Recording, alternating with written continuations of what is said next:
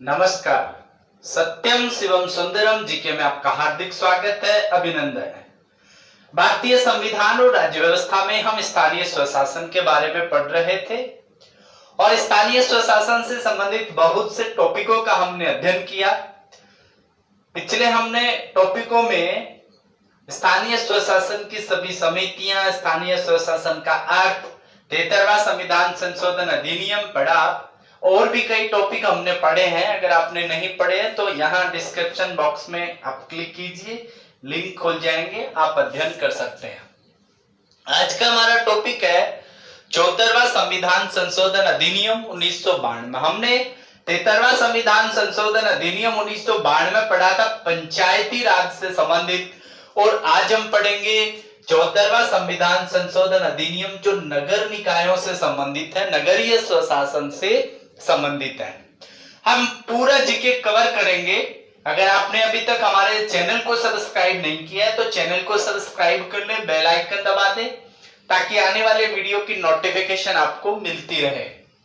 आइए चर्चा करते हैं 74वें संविधान संशोधन अधिनियम 1992 के बारे में। ध्यान देना कि जैसे हमने 73वां संविधान संशोधन अधिनियम 1992 पढ़ा था कि वो पंचायती राज से संबंधित यानी ग्राम पंचायत, पंचायत समिति, जिला परिषद, इसके अलावा हमने 4 स्तर, एक पश्चिमी बंगाल में और पढ़ा था। तो ऐसे ही हम 74वां संविधान संशोधन अधिनियम पढ़ते हैं जो कि नगर निकाय से संबंधित है। ये आपको ध्यान रखना है। इसके अलावा आपको ध्यान रखना कि संविधान का जो भाग 9 है, भाग 9 में आर्टिकल जोड़े गए थे क से लेकर के ण तक, यानी ए से लेकर के ओ तक जो आर्टिकल है वो जोड़े गए थे संविधान के भाग 9 में। ठीक है, और भाग 9 में 243 क से लेकर के ण या 243 ए से लेकर के ओ तक के जो अनुच्छेद जोड़े गए थे वो थे 73वें संविधान संशोधन के अंतर्गत। 74वां संविधान संशोधन अधिनियम है, आप ध्यान देंगे कि नगर निकाय से संबंधित है और इसमें जो अनुच्छेद हैं वो 243 यानी ओ के बाद यानी ण के बाद तय आता है, यानी तय से लेकर के 243 ये 6 तक। आप देखेंगे कि यहाँ ये के बाद में कै कैसे शुरू हो गया, क्योंकि ये अंग्रेजी में ये जो इनका चलता है कि जो जेड आता है अपना लास्ट डिजिट, उसके बाद में जेड के बाद में फिर ए से शुरू हो जाता है, तो यहाँ तक जेड है। यानी आप यहां से देखेंगे कि ओ के बाद में पी शुरू हो जाता है, P Q R S T U V W X, फिर वाई और जेड, जेड के बाद में Z A, Z B, Z C, तो वैसे ही ये ख शुरू हो जाता है और ये जो है जेड जी तक है। ये आपको ध्यान रखना है, जेड जी। तो ये जो है यानी ये 6 तक 18 अनुच्छेद जो है वो संविधान के इस भाग में जोड़े गए हैं। ये आपको ध्यान रखना है कि 74वें संविधान संशोधन अधिनियम और 73वें संविधान संशोधन अधिनियम में ये क्या अंतर है। तो वो पंचायती राज में मतलब ग्राम पंचायतों से संबंधित है और ये नगर निकायों से संबंधित है। उसमें अनुच्छेद 243 से शुरुआत होती है, 243 क से लेकर के ण तक, और इसमें जो है उससे आगे यानी तय से लेकर के फिर आगे तक आर्टिकल इसमें जुड़े हुए हैं। वो संविधान के भाग 9 में ही जुड़े हुए हैं। इसमें संविधान का एक भाग और जोड़ा गया है 9 क, उसमें 11वीं अनुसूची जोड़ी गई थी। आप ध्यान देंगे कि इसमें 12वीं अनुसूची जोड़ी गई है। ध्यान रखना 11वीं अनुसूची पंचायतों से संबंधित है, 12वीं अनुसूची नगर निकायों से संबंधित है। ये विशेष ध्यान आपको 74वें संविधान संशोधन के अंतर्गत रखनी है। दूसरी महत्वपूर्ण बात कि सर्वप्रथम 1889 ईस्वी में ही प्रधानमंत्री राजीव गांधी के द्वारा ये 65वां संविधान संशोधन विधेयक जो है ये रखा गया था। 65वां संविधान संशोधन विधेयक रखा गया था, 65वां संविधान संशोधन विधेयक रखा गया था जो नगर निकायों से संबंधित था। इसे लोकसभा में प्रस्तुत किया था लेकिन राज्यसभा में पारित नहीं होने के कारण से ये वहीं पर ही रुक गया था, आगे नहीं बढ़ पाया और वहीं पे ही ये विधेयक है वो पारित नहीं होता तो कानून नहीं बनता, अधिनियम नहीं बनता है। उसके बाद आप ध्यान देंगे कि पीवी नरसिम्हा राव जो प्रधानमंत्री थे उनके द्वारा 74वां संविधान संशोधन विधेयक 1992 में पुनः लोकसभा में प्रस्तुत किया गया था अब ये 74वां संविधान संशोधन अधिनियम है, वही नगर निकायों से संबंधित ही है। 65वां संविधान संशोधन विधेयक और 74वां संविधान संशोधन विधेयक। 65वां संविधान संशोधन विधेयक राज्यसभा में पारित नहीं हो पाया और 74वां संविधान संशोधन विधेयक जो है ये 22 और 23 अप्रैल को लोकसभा और राज्यसभा दोनों में पारित हो गया और उसके बाद 20 अप्रैल 1993 को, ध्यान रखना, कि राष्ट्रपति के द्वारा इस पर सहमति है वो प्रदान कर दी गई और यह क्या बन गया, अधिनियम बन गया। ध्यान देना, यहाँ पे हमने कहा है कि 74वां संविधान संशोधन विधेयक 1992 पारित किया गया था 22-23 अप्रैल को और राष्ट्रपति की स्वीकृति 20 अप्रैल 1993 से हुई थी, परंतु ये 74वां संविधान संशोधन विधेयक क्या बन गया, 74वां संविधान संशोधन अधिनियम 1992 बन गया।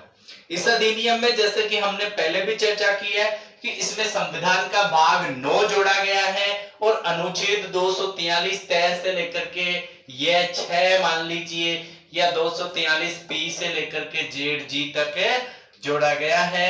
इसमें ये 18 अनुच्छेद जो है वो जोड़े गए और इसके साथ साथ 12वीं अनुसूची है ये जोड़ी गई, जिसमें जैसे कि हमने चर्चा की है कि ये नगर निकायों से संबंधित है। जिस प्रकार से हमने पंचायतों में 3 स्तर पढ़े थे वैसे ही यहाँ पे नगर निकायों में भी 3 स्तर की चर्चा की गई है। यानी 3 स्तर कौन से? पहला स्तर जो है इसमें छोटे स्तर पे अगर बात करें तो नगर पालिका, उसके बाद में उससे ऊपर नगर पालिका परिषद यानी नगर परिषद और तीसरा जो स्तर है वो है नगर निगम।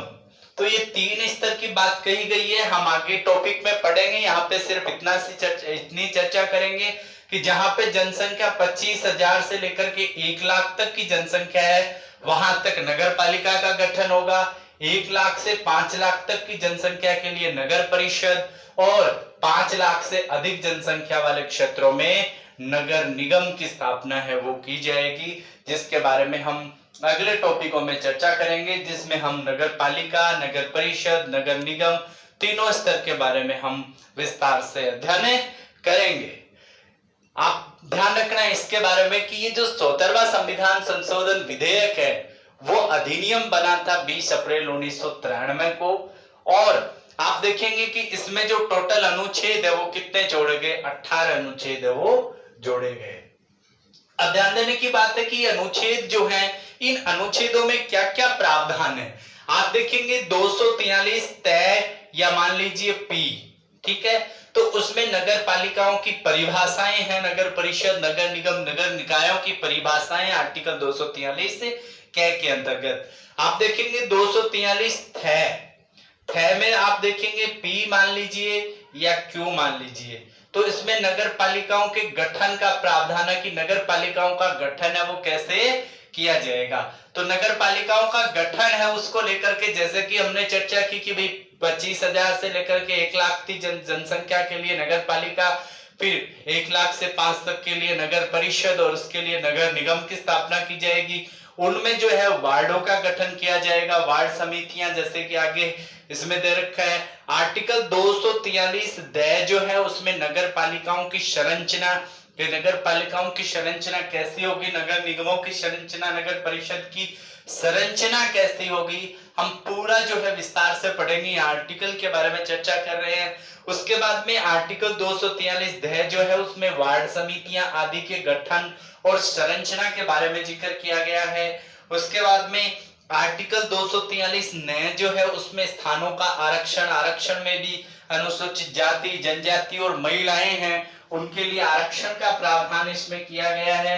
उसके बाद में आर्टिकल 243 तय में नगर पालिकाओं की अवधि यानी 5 वर्ष तक के लिए इनके चुनाव है वो किया जाएगा और 5 वर्ष से ध्यान रखना कि अगर पहले नगर पालिका के उपचुनाव होते हैं तो वो निश्चित अवधि के लिए ही होंगे, यानी 5 साल वाले जो पीरियड है उसी को ही वो पूरा करेंगे, न कि अगले 5 साल के लिए।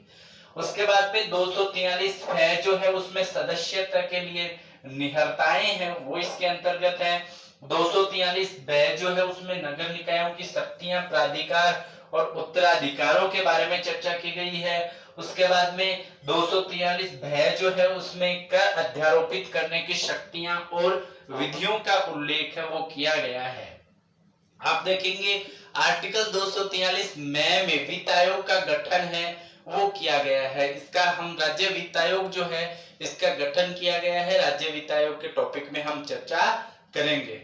उसके बाद में आर्टिकल 243 यह है वो नगर निकायों की लेखाओं की संपरीक्षा का उल्लेख है वो किया है। आर्टिकल 243 यह क में नगर निकायों के लिए निर्वाचन है, तो इसके लिए निर्वाचन आयोग जो है राज्य निर्वाचन आयोग, जिसका हमने पढ़ लिया, नहीं पढ़ा है तो यहाँ डिस्क्रिप्शन बॉक्स में क्लिक कीजिए, लिंक पे आप जाकर के पढ़ सकते हैं। आर्टिकल 243 यह ख में संघ राज्य क्षेत्रों का लागू होना, यानी कि केंद्र शासित प्रदेशों पर भी लागू होते हैं। उसके बाद में 243 ये गए इस भाग का कतिपय क्षेत्रों पर लागू नहीं होना, जैसे कि आपको पता है कि जो पश्चिमी बंगाल का दार्जिलिंग क्षेत्र है वहां पर जो है जो पर्वतीय क्षेत्र है तो गोरखा परिषद की स्थापना वहां पर की गई है। तो कुछ जो इस भाग है वो यानी संविधान का भाग 9 के हैं, ये जरूरी है कि संपूर्ण भारत पे लागू हो, वहां पर गोरखा परिषद है तो वहां पर लागू नहीं होता है दार्जिलिंग क्षेत्र पश्चिमी बंगाल। आप देखेंगे आर्टिकल 243 यह है में जिला योजना के लिए समिति का गठन किया गया कि जिला योजना है वो बनाई जाएगी। आर्टिकल 243 यह में महानगरी योजना के लिए समिति का गठन किया गया है। आर्टिकल 243 यह में विद्यमान विधियां और नगर पालिकाओं के बने रहने का उल्लेख है।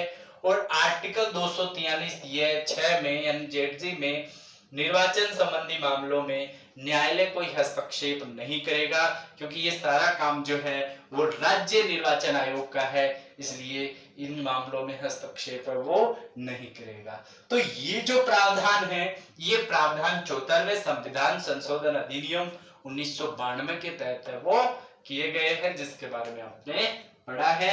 अगले टॉपिक में हम अन्य इससे जुड़े हुए जो विशेष जो टॉपिक हैं उनका अध्ययन करेंगे। धन्यवाद।